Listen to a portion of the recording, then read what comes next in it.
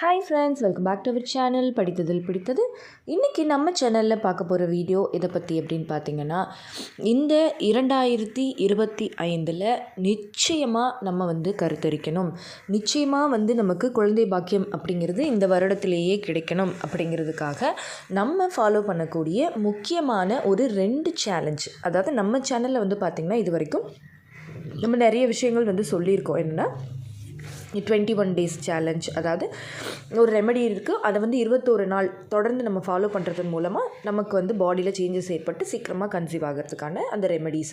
So அந்த மாதிரி 21 days challenge, 3 months challenge, 60 days challenge எல்லாமே நம்ம வீடியோ போட்டிருக்கோம். அந்த வகையில் இன்றைக்கி இந்த 2025 நம்ம ஃபாலோ பண்ணக்கூடிய முக்கியமான 2 சேலஞ்ச் பற்றி தான் இன்றைக்கி இந்த வீடியோவில் நம்ம பார்க்க போகிறோம். இந்த 2 சேலஞ்சுமே நான் சொன்ன மாதிரி ஒரு பர்டிகுலர் டைமோ இல்லை ஒரு டேட்டோ இல்லாமல் இந்த வருஷத்தில் நம்ம ஃபாலோ பண்ண வேண்டியது. ஆனால் இதை நீங்கள் எவ்வளோ நாள் இந்த சேலஞ்சை நீங்கள் எடுத்து பண்ணாலும் அதுக்குள்ளேயே உங்களுக்கு ஒரு நல்ல ரிசல்ட் கிடச்சிரும், நல்ல ஒரு சேஞ்சஸும் தெரிஞ்சிடும். அதுக்கப்புறம் நீங்களே இந்த சேலஞ்சை கண்டினியூ பண்ண ஆரம்பிச்சிருவீங்க. ஸோ அப்படிப்பட்ட 2 சூப்பரான சேலஞ்ச் என்ன, இது உங்களுக்கு 100% நேச்சுரலாக ப்ரெக்னென்ட் ஆகிறதுக்கான வழியை நிச்சயமாக ஏற்படுத்தி கொடுக்கும் அப்படிங்கிறத நான் அடித்து சொல்லுவேன். ஸோ அப்படிப்பட்ட விஷயம் என்ன அப்படின்னு தெரிஞ்சுக்கணும்னு நினைக்கிறீங்க அப்படின்னா இந்த வீடியோவை ஸ்கிப் பண்ணாமல் கடைசி வரைக்கும் பாருங்கள். நிச்சயமாக இந்த ஆண்டு ப்ரெக்னென்சி ட்ரை பண்ணிகிட்டு இருக்கிற எல்லாருக்குமே இது ரொம்பவே யூஸ்ஃபுல்லாக இருக்கும். ஓகே ஃப்ரெண்ட்ஸ், இப்போ நீங்கள் சேலஞ்சுக்கு ரெடியா? இப்போ பார்த்தீங்கன்னா நான் சொல்ல போகிற ஃபஸ்ட்டு சேலஞ்ச் என்ன அப்படின்னு பார்த்தீங்க அப்படின்னா நோ சுகர். இந்த வருஷம் நீங்கள் கண்டிப்பாக ஸ்கிப் பண்ண வேண்டிய ஒரு ஃபஸ்ட்டு சேலஞ்ச் எது அப்படின்னா சுகர். அதாவது நீங்கள் சுகரை ஸ்கிப் பண்ணியே ஆகணும், சுகரை தவிர்க்கணும். சுகர் அப்படின்னாலே நிறைய பேர் நினைக்கிறது என்ன அப்படின்னா இனிப்பான பொருளை அவாய்ட் பண்ணுறது போல் அப்படின்னு. அதுவும் கரெக்டு தான், பட் இருந்தாலும் அது மட்டும் இல்லைங்க. இப்போ பார்த்திங்கன்னா ஒயிட் சுகர் அப்படிங்கிறத கம்ப்ளீட்டாக நம்ம அவாய்ட் பண்ணிடணும். எந்த வகையிலையுமே நம்ம ஒயிட் சுகரை எடுத்துக்கவோ எக்ஸ்ட்ரா ஆடடாவோ எடுத்துக்கக்கூடாது. ஃபார் எக்ஸாம்பிளுக்கு சொல்லணும் அப்படின்னா டீ காஃபியில் மட்டும் நான் ஒயிட் சுகர் ஆட் பண்ணிக்கிறேன், மற்ற எல்லாத்துலேயும் நான் மாற்றிக்கிறேன் அப்படிங்கிறது கிடையாது. எந்த விதத்துலேயுமே நீங்கள் ஒயிட் சுகரை கம்ப்ளீட்டாக அவாய்ட் பண்ணிடணும். அதே மாதிரி இந்த ஒயிட் சுகர் அப்படிங்கிறது வெறும் இந்த வெள்ளை சக்கரம் மட்டும் கிடையாது. நீங்கள் இதை ரீஃபைன்டு மைதா ஃப்ளார், அதுலேயும் சுகர் இருக்குது. அதே மாதிரி அரிசி உணவுகள் ரொம்ப அதிகமாக எடுத்துக்கிறது, அதுலேயும் சுகர் இருக்குது. இது எல்லாமே நம்மளோட பாடிக்குள்ளே போய் அட்லாஸ்ட் சுகராக தான் கன்வெர்ட் ஆகுது. ஸோ அதனால் இந்த மாதிரி உணவுகள், அப்புறமா வெளியில் போய் நம்ம சாப்பிடக்கூடிய ஜங்க் ஃபுட்ஸ், இப்போ பார்த்திங்கன்னா பீஸா, பர்கர், இது எல்லாத்துலேயுமே கண்டிப்பாக சுகர் இருக்குது. அதுக்கப்புறமா நம்ம குடிக்கிற பெவரேஜஸ், அதாவது கூல்ட்ரிங்க்ஸ்.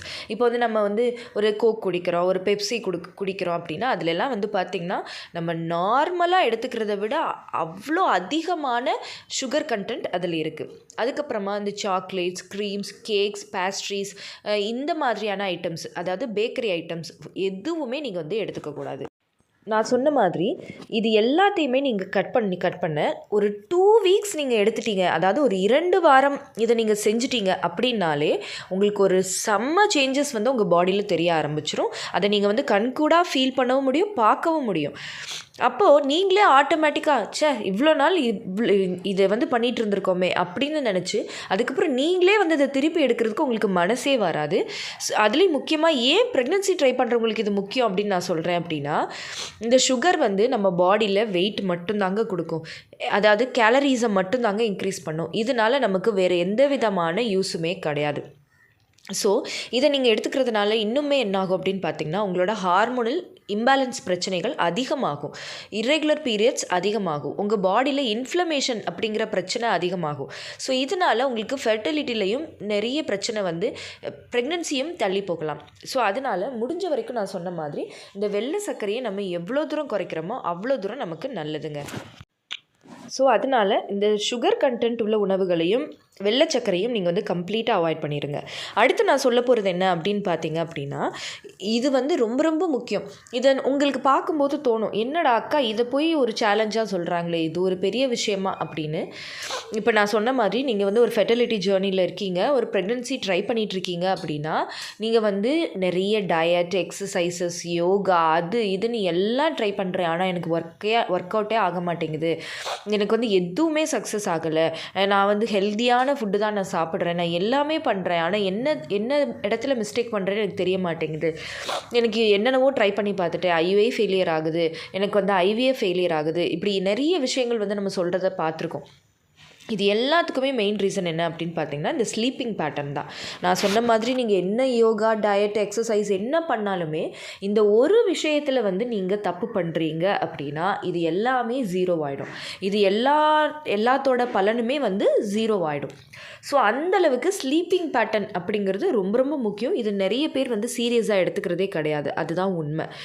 எதனால் ஸ்லீப்பிங் பேட்டர்ன் இவ்வளோ முக்கியம் அப்படின்னு பார்த்தீங்க அப்படின்னா, ஒன்றுமே இல்லை. நம்ம இப்போ நைட்டு வந்து ஸ்லீப்பிங் பேட்டர்ன் அப்படிங்கிறது முன்னாடியெல்லாம் ஒரு 9 மணி ஆகிட்டாலே அந்த காலத்துல எல்லாம் பெரியவங்க வந்து தூங்க போயிடுவாங்க. காலையில் 6 மணிக்கு என்ன 5 மணி 4 மணிக்கெல்லாம் டான்னு எந்திரிச்சிருவாங்க. அதுதாங்க சரியான ஸ்லீப்பிங் பேட்டர்ன். நமக்கு குறைஞ்சபட்சம் 7 மணி நேரம் 8 மணி நேரம் தூக்கம் அவசியம். அதுவும் கரெக்டான டைமிங்கில்.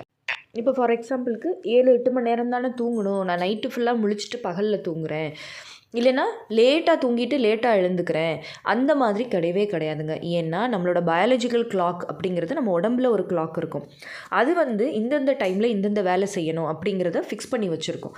அப்போது நீங்கள் கரெக்டாக ஒரு 10 to 6 அப்படிங்கிறது தான் ஒரு சரியான டைமாக இருக்கும். அந்த நேரத்தில் தான் உங்கள் பாடியில் சுரக்க வேண்டிய ஹார்மோன்ஸ் எல்லாமே ப்ராப்பராக சுரக்க ஆரம்பிக்கும். ஸோ அப்போ அந்த டைமிங்கை மிஸ் பண்ணிட்டீங்க அப்படின்னா உங்களுக்கு அந்த ஹார்மோன் இம்பேலன்ஸ் அப்படிங்கிற பிரச்சனை வரும். தேவையில்லாத ஸ்ட்ரெஸ் ஹார்மோனான கார்டிசால் ஹார்மோன்ஸ் அதிகமாயிரும். முக்கியமாக ஃபெர்டிலிட்டிக்கு தேவையான முக்கியமான ஹார்மோன்ஸ் எல்லாமே வந்து நீங்கள் மிஸ் பண்ணிடுவீங்க. ஸோ இதனால் உங்களுக்கு இந்த ஃபெர்டிலிட்டியில் ஒரு மிகப்பெரிய தாக்கத்தை ஏற்படுத்திடும். ஸோ இதுக்கு நீங்கள் என்ன பண்ணணும் அப்படின்னு பார்த்தீங்க அப்படின்னா, டைமுக்கு தூங்கணும். அப்படி இல்லை அப்படின்னா, பெண்களாக இருந்தீங்க அப்படின்னா உங்களோட ஓவுலேஷன் பாதிக்கப்படும். அதே மாதிரி அந்த செக்ஷுவல் ஹார்மோன்ஸ், அதாவது பிரெக்னன்சி ஹார்மோன்ஸான LSH, LH, FSH இந்த மாதிரியான ஓவுலேஷனுக்கு தேவைப்படுற ஹார்மோன், கருமுட்டை வளர்ச்சிக்கு தேவைப்படுற ஹார்மோன், இது எதுவுமே உங்களுக்கு ப்ராப்பராக இருக்காது. ஸோ இதனால் உங்களுக்கு ஹார்மோனல் இம்பேலன்ஸ், அப்புறமா வந்து பார்த்திங்க அப்படின்னா இன்ஃப்ளமேஷன் பிரச்சனை, இது எல்லாமே வந்துடும். இது வந்து உங்களுக்கு வந்து ஓவுலேஷன் ப்ராப்பராக நடக்கிறது தடுக்கும். அது அடிக்கடி ஃப்ரீக்வன்சி, அதாவது கரெக்டான டைமில் நடக்கிறத தடுக்கும். அதுக்கப்புறமா நம்ம தூங்கும்போது தான் மெலட்டோனின் அப்படிங்கிற ஹார்மோன் வந்து ரைஸ் ஆகும். அது ரைஸ் ஆனால் தான் நான் சொன்ன மாதிரி நம்மளோட ஃபெர்டிலிட்டி ஹார்மோன்ஸ் எல்லாமே ப்ராப்பராக வேலை செய்யும். அதே மாதிரி ப்ராப்பர் தூக்கம் இல்லை அப்படின்னா அது வந்து நம்மளோட இம்ப்ளான்டேஷனை கூட பாதிக்கும். ஸோ இதனால் சில பேருக்கு வந்து பார்த்திங்கன்னா அந்த ஓவுலேஷன் டைமில் வந்து கன்சீவ் ஆனால் கூட அது ப்ராப்பர் இம்ப்ளான்ட் ஆகாததுனால அந்த ப்ரெக்னென்சி வந்து நமக்கு லாங் லாஸ்டிங்காக இருக்காது. ஸோ இந்த மாதிரி பிரச்சனைகள் எல்லாம் தவிர்க்கணும். நம்மளோட ஃபெர்டிலிட்டியை நேச்சுரலாக பூஸ்டர் பண்ணிக்கணும் அப்படின்னாலும் நீங்கள் வந்து உங்களோட ஸ்லீப்பிங் பேட்டர்னை நீங்கள் வந்து கரெக்டாக ஃபாலோ பண்ணியே ஆகணும். ஸோ இந்த 2 சேலஞ்சையும் என்ன ஆனாலும் சரி இந்த 2025 நம்ம வந்து கரெக்டாக ஃபாலோ பண்ணணும். அட்லீஸ்ட் நான் சொன்ன மாதிரி நீங்கள் கொஞ்ச நாள் ஃபாலோ பண்ணி பார்த்தாலே உங்களுக்கு அந்த சேஞ்சஸ் உங்களுக்கே பிடிச்சிரும். ஸோ நீங்கள் இந்த ஹெல்தி லைஃப் ஸ்டைலுக்கு மாறுங்க. நிச்சயமாக இந்த 2025 உங்கள் எல்லாருக்குமே குழந்தை பாக்கியம் அப்படிங்கிறது இயற்கையாகவே கிடச்சிடும். ஓகே ஃப்ரெண்ட்ஸ், இந்த வீடியோ கண்டிப்பாக உங்களுக்கு யூஸ்ஃபுல்லாக இருந்திருக்கும்னு நினைக்கிறேன். இந்த வீடியோ உங்களுக்கு யூஸ்ஃபுல்லாக இருந்திருந்தால் மறக்காமல் லைக் பண்ணுங்கள், கமெண்ட் பண்ணுங்கள். உங்கள் ஃபேமிலி அண்ட் ஃப்ரெண்ட்ஸுக்கும் இந்த வீடியோவை மறக்காமல் ஷேர் பண்ணுங்கள். அப்போ தான் எல்லாருக்குமே ரொம்ப யூஸ்ஃபுல்லாக இருக்கும். அண்ட் நம்ம வீடியோவில் நிறைய ப்ராடக்ட்ஸ் எல்லாமே நான் டேக் பண்ணுறேன். உங்களுக்கு வேணும்னா நீங்கள் ஆர்டர் பண்ணி நீங்கள் வாங்கிக்கலாம். அதோடு மட்டும் இல்லாமல் இந்த சேலஞ்சை யாரெல்லாம் ஃபாலோ பண்ண போகிறீங்க அப்படிங்கிறத மறக்காமல் காமெண்ட்டில் சொல்லுங்கள். அண்ட் நம்ம படித்ததில் பிடித்தது சேனலை இது வரைக்கும் சப்ஸ்கிரைப் பண்ணாமையே பார்த்துட்ருக்கீங்க அப்படின்னா மறக்காமல் சப்ஸ்கிரைப் பண்ணிக்கோங்க. பக்கத்தில் இருக்கிற பெல் ஐகானையும் சேர்த்து கிளிக் பண்ணி ஆல் கொடுத்து வச்சுருங்க. ஓகே ஃப்ரெண்ட்ஸ், பாய், தேங்க்யூ.